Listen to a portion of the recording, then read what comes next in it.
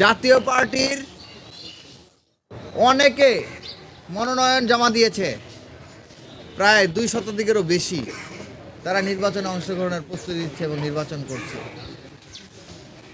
যাদের হাতে জুলাই গণহত্যার রক্ত লেগে আছে, যাদের হাতে শাপলা গণহত্যার রক্ত লেগে আছে, যারা গত 15-16 বছর ধরে ফ্যাসিবাদী শাসন চালিয়েছে, গত 15-16 বছর যত ধরনের গুম খুন হয়েছে তার বৈধতা যারা দিয়েছে, সেই ফ্যাসিস্ট আওয়ামী লীগের সহযোগী সংগঠন, জুলাই গণহত্যার সহযোগী সংগঠন জাতীয় পার্টি নির্বাচনে অংশগ্রহণ করবে, এটি জুলাই শহীদদের রক্তের সাথে সুস্পষ্ট প্রতারণা ছাড়া আর কিছুই নয়।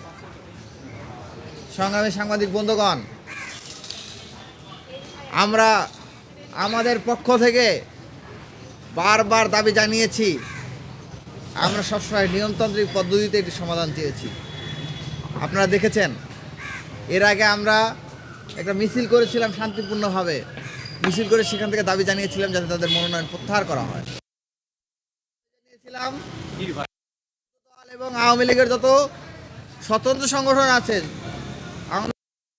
প্রার্থী আছে যারা আওয়ামী লীগের রাজনীতির সাথে জড়িত ছিল, এখন স্বতন্ত্র পরিচয়ে নির্বাচন করে আওয়ামী লীগকেই পুনর্বাসন করার চেষ্টা করছে, তাদের মনোনয়ন যাতে বাতিল করা হয়।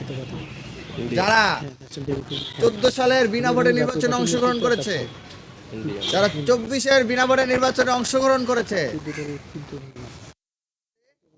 নির্বাচনে অংশগ্রহণ করার সুযোগ না দেওয়া হয়। কিন্তু আমরা ভগ্ন হৃদয়ে লক্ষ্য করছি, জুলাইয়ের শহীদদের রক্তের উপর দাঁড়িয়ে থাকা এই নির্বাচন কমিশন, এই ইন্টারিম গভর্নমেন্ট তাদের বিরুদ্ধে ব্যবস্থা তো নেয় নাই, বরঞ্চ তাদেরকে বিভিন্নভাবে পুনর্বাসনে কাজ করে যাচ্ছে। আমরা তারপর শান্তিপূর্ণ উপায়ে এটার সমাধান চেয়েছিলাম। আমরা ভেবেছিলাম নির্বাচন কমিশন সদয় হবে এবং তারা জুলাই জনতার স্পিরিটের প্রতি, তাদের এই আকাঙ্ক্ষার প্রতি তারা সম্মান প্রদর্শন করবে। কিন্তু তারা বারংবার মিছিল করা সত্ত্বেও, বারংবার দাবি জানানো সত্ত্বেও তারা কোনো পদক্ষেপ গ্রহণ করে নাই।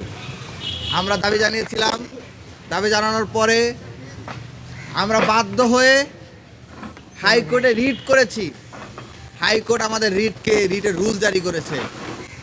আমরা নির্বাচন কমিশন বলে দিচ্ছি, এখনো সময় আছে, আপনারা ফ্যাসিবাদের তাবেদারি ছাড়ুন, জঙ্গি লীগের